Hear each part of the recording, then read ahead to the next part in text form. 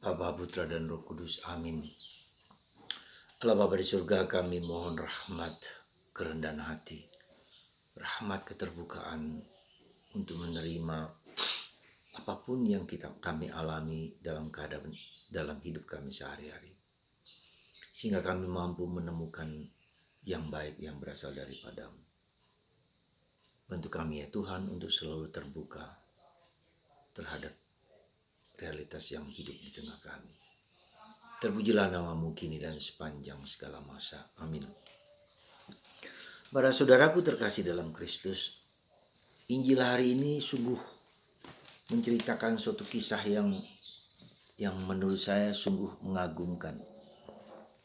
Seorang perwira Romawi. Seorang perwira Romawi, orang asing, bukan orang Yahudi. Tapi memiliki keterbukaan, keprihatinan, cinta yang besar kepada orang di sekitarnya, dan keterbukaan pada Yesus. Sebagai seorang perwira, dia memperhatikan hambanya, orang Yahudi. Disinilah kita melihat dan dia meminta kepada Yesus untuk menyembuhkan hambanya ini. Dan ketika Yesus datang dan mengatakan, ya aku mau, tapi perwira itu mengatakan tidak perlu engkau datang. Tapi bersabdalah, berkatalah, maka hambaku akan sembuh. Yesus kagum, Yesus heran dengan iman seorang Romawi yang hampir-hampir mungkin sulit untuk dimengerti bahwa mereka terbuka pada sesuatu yang baru. Pada sesuatu yang dimana dia mau merendahkan diri dan meminta kepada Yesus untuk menyembuhkan hambanya. Jadi sekali lagi bagi saya ini adalah contoh seorang yang sungguh terbuka, yang membuka diri terhadap segala kemungkinan kebaikan, kesehatan, dan kesembuhan bagi orang lain. Dan inilah menjadi suatu tantangan bagi kita untuk berani terbuka dan membuka diri pada sesuatu yang baik, pada realitas hidup yang di sekitar kita yang mungkin tidak sama dengan pikiran kita, yang mungkin tidak seagama dengan kita, yang mungkin tidak sependapat, sealiran dengan kita. Tetapi kita melihat ada unsur-unsur di mana kita bisa membuka diri terhadap segala kemungkinan yang baik itu. Segala yang baik, segala yang benar, segala yang mulia, yang ada dalam kehidupan kita. Itu merupakan suatu bentuk ungkapan dari Tuhan yang indah, yang mulia. Jadi tidak hanya sekedar kelompokku, golonganku, tetapi sesuatu yang kebenaran yang bersifat universal. Itulah yang saya kira perlu kita dukung dan perlu kita miliki. Kita terbuka terhadap segala kemungkinan yang ada di luar kita yang bersifat benar, mulia, karena itu menyangkut kemanusiaan.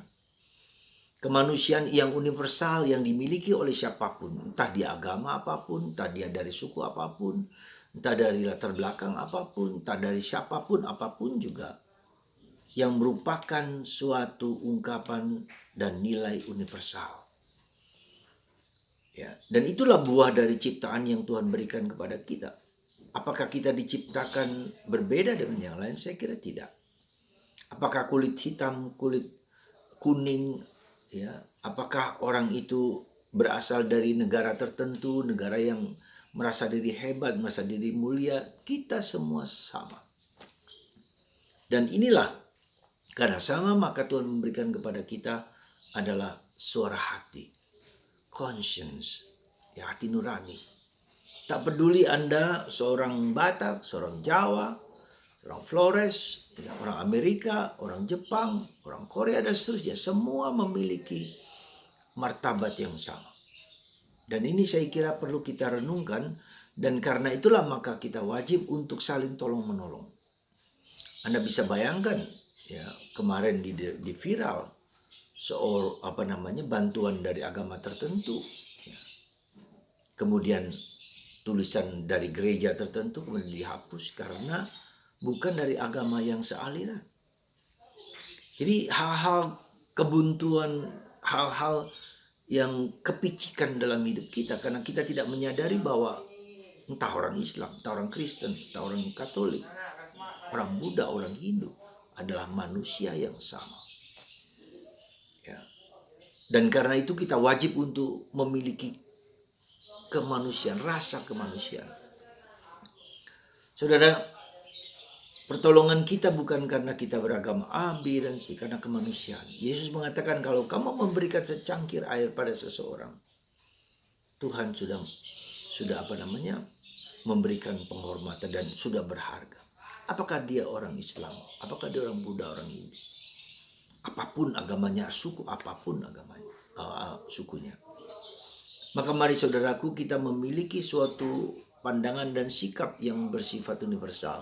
Nilai-nilai universal harus kita dukung, kita kuatkan. Nilai-nilai tambahan, entah itu di agama, entah dia suku, dia apa, bukanlah hal yang paling fundamental.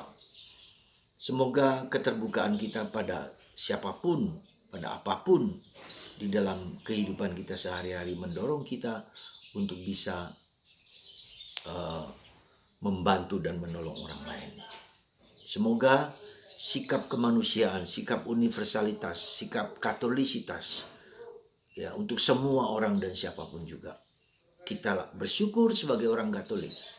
Tidak ada gereja Katolik Batak, tidak ada gereja Katolik Jawa, tidak ada gereja Katolik Flores, tapi Katolik universal. Semoga semangat universalitas dalam diri kita, nilai-nilai universalitas dalam diri kita bangun, kita dorong, dan kita bagikan kepada siapapun juga. Tak peduli agama, kesulitan apapun. Dan itu ditunjukkan oleh gereja Katolik ketika dia rumah sakit untuk semua orang, sekolah untuk semua orang. Meski ada aturan-aturan yang wajib kita perhatikan, tetapi pada intinya tidak menolak orang lain yang beragama apapun. Anda bisa bayangkan seorang koster yang beragama Islam, koster. Anda bisa bayangkan seorang pembantu rumah tangga dalam gereja. Tidak masalah. Inilah sikap yang saya kira kita dukung terus-menerus, universalitas manusia. Kita menolong orang lain bukan karena kategori-kategori primordialisme apapun yang ada pada manusia itu. Mari kita bangga menjadi orang Katolik. Mari kita yakin kekatolikan kita adalah universal untuk siapapun. Dan kita menghargai, respek pada manusia apapun juga. Tuhan memberkati kita semua dalam nama Bapa, Putra, dan Roh Kudus. Amin.